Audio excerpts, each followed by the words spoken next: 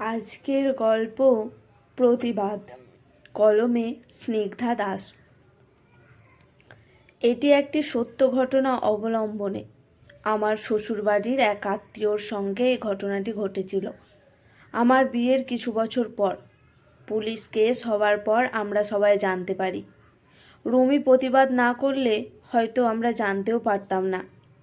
লিখতে বসে আমার ওর মৃত্যুশয্যায় শায়িত মুখটা মনে পড়ছে। তবুও মনে কষ্ট চেপে আজ সবার সামনে ঘটনাটা তুলে ধরলাম, যাতে কোনো মেয়ে শ্বশুরবাড়ির কোনো অন্যরকম আচরণ বা অভ্যন্তর কোনো নিয়মের বলি না হয়। পৌলমী ঘর থেকে বাইরে আসতেই দেখে তার বড় জায়ের মেয়ে মিঠি উঠোনে খেলা করছে। তাকে কোলে তুলে আদর করতেই কোথা থেকে বড় যা সীমা দৌড়ে এসে ওর কোল থেকে মিঠিকে নিয়ে নেয়। পৌলমী কিছু বলতে যাবার আগেই সীমা বলে ওঠে, তোমাকে না বলেছি তোমার দাদা কাজে বেরোনোর পর ঘর থেকে বেরোবে? তুমি জানো না বাজা মেয়েদের মুখ দেখে ব্যাটা ছেলেদের কাজে বেরোলে অমঙ্গল হয়? পৌলমীর বিয়ে হয়েছে মাত্র 2 বছর।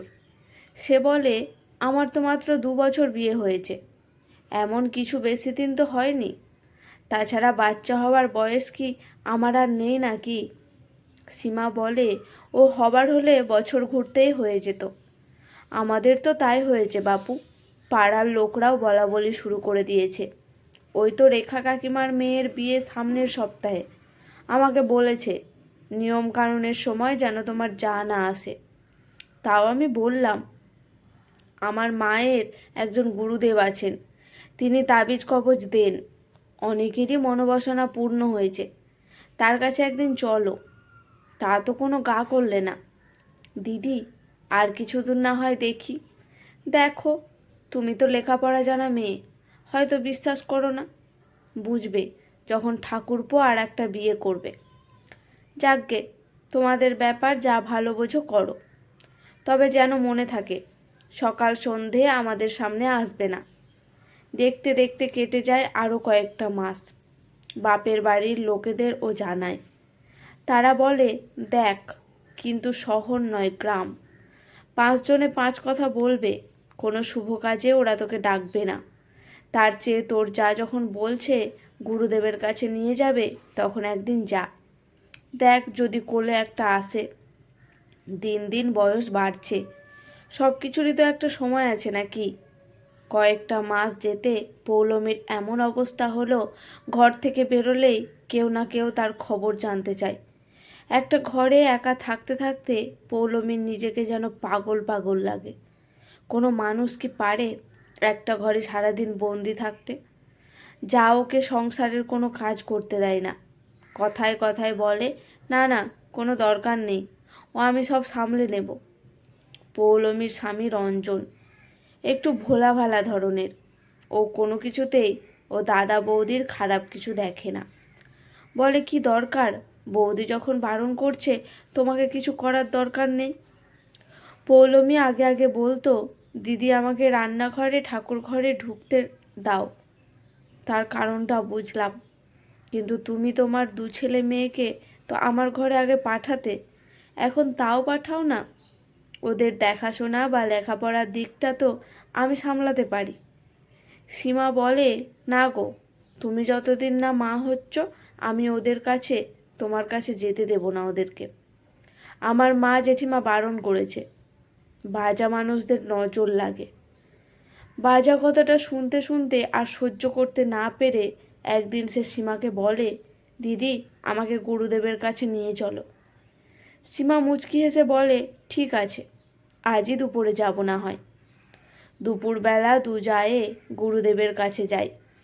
গুরুদেবকে দেখে পৌলমীর একটুও ভালো লাগে না। কেমন চোখে যেন তার দিকে তাকিয়ে মুচকি মুচকি হাসছে।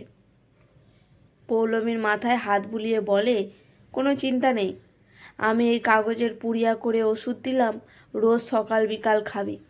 আর সীমা ওকে রোজ যেমন ভাতের সঙ্গে হলুদ বা থানকুনি বাটা পাতা বাটা খাওয়াতে বলেছিলাম। সীমা বলে, হ্যাঁ বাবা, আমি ওকে রোজ দিই, আমিও খাই।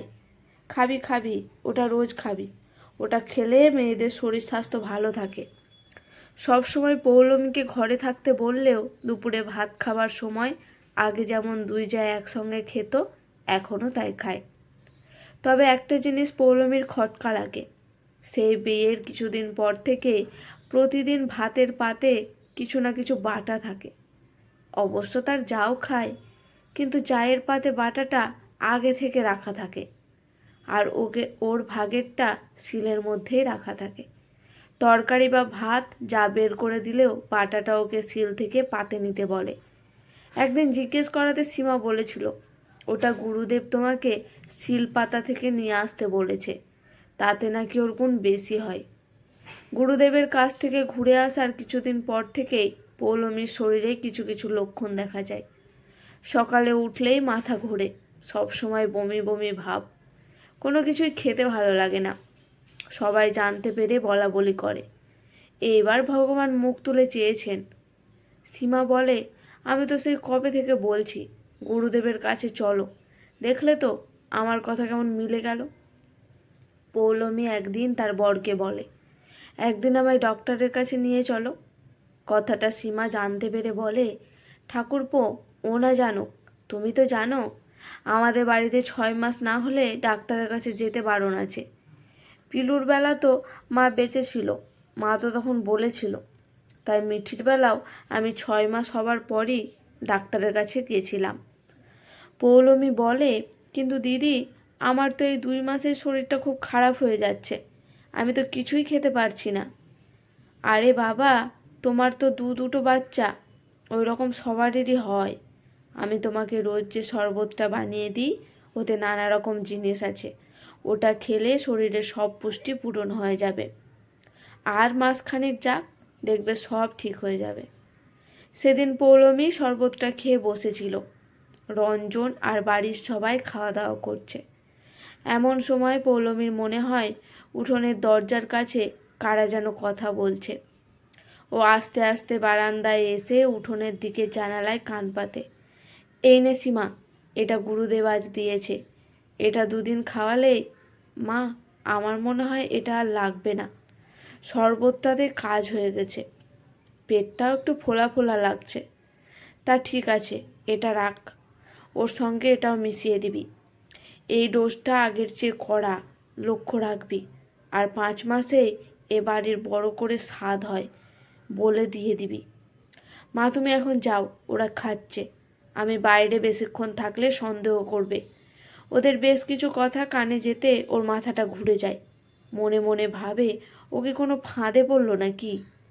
ওর পেটের বাচ্চাটাকে কি নষ্ট করে দেবার ষড়যন্ত্র করছে এরা?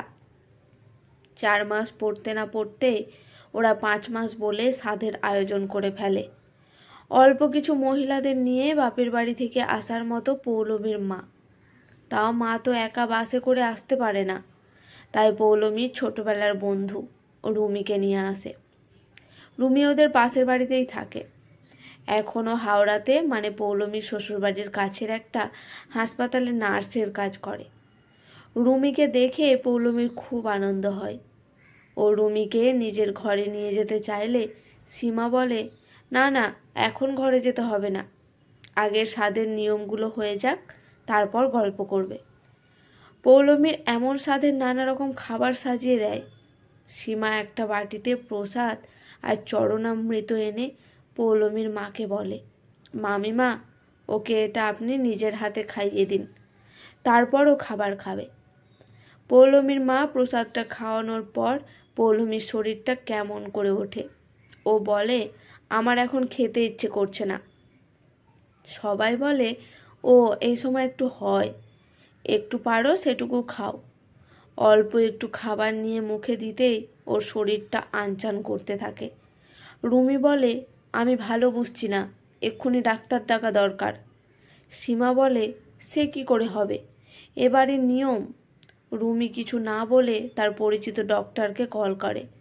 ডক্টর আসতে সীমা বাধা দিলে রুমি রুখে দাঁড়ায়, বলে, আপনারা কি ওকে মেরে ফেলতে চান? আমি এক্ষুনি পুলিশকে ফোন করছি। সীমা খুব ভয় পেয়ে যায়, বলে, না না, আমি আসলে এবারের নিয়মটাই বলতে। ডক্টর দেখে বলেন, আমি ভালো বুঝছি না, ইমিডিয়েট হসপিটালে নিয়ে যেতে হবে। হসপিটালে নিয়ে গিয়ে কিছু পরীক্ষার পর জানা যায় পৌলমীর গর্ভে বাচ্চা নেই। বাচ্চা হবার কিছু লক্ষণ দেখা গেলেও সেটা বিশাল বড় টিউমারের জন্যই হয়েছে। ইমিডিয়েট অপারেশন করলেও বাঁচার সম্ভাবনা একদমই নেই, অনেক দেরি হয়ে গেছে। আর অনেক দিন ধরে বিষাক্ত কিছু খাওয়ার ফলে টিউমারটা পচে গেছে। এখন আর কিছু করার নেই। রুমি কিছু না বলে পুলিশকে ফোন করে। পুলিশ পৌলমীর কাছ থেকে জানতে পারে তার যা বিয়ের পর থেকেই তাকে কী সব বাটা খাওয়াতো। কিছুদিন আগে থেকে একটা শরবত তাকে রোজ খাওয়াতো। সেটা খাওয়ার পর থেকেই তার পেটটা ফুলতে শুরু করেছিল। পুলিশের জেরার ফলে সীমা স্বীকার করতে বাধ্য হয়। গুরুদেবের থেকে নানা রকম জড়িবুটি এনে ওকে খাওয়াতো, যাতে পৌলমীর কোনোদিন বাচ্চা না হয়। ওর বাচ্চা হলে শ্বশুরবাড়ির সব সম্পত্তি ভাগ হয়ে যাবে। তাই ও আর ওর মা পরামর্শ করে এসব করেছে। পৌলমীকে ওরা প্রাণে মারতে চায়নি, কিন্তু পুলিশের জেরার মুখে ওর মা স্বীকার করে কড়া ডোজটা ওর মা পরে এনে দিয়েছিল, যাতে পৌলমী মারা গেলে রঞ্জনকে পরে সরিয়ে দেবে, যাতে তার মেয়ে জামাই নাতি নাতনি সুখে স্বাচ্ছন্দ্যে থাকে। পুলিশ সবাইকে গ্রেপ্তার করে। দুটো ছোট ছোট বাচ্চা বাবা মা এবং কাকার কাছে বড় হতে থাকে। দোষীরা শাস্তি পেলেও শেষ রক্ষা হয় না। কয়েকদিন পর পৌলমী মারা যায়।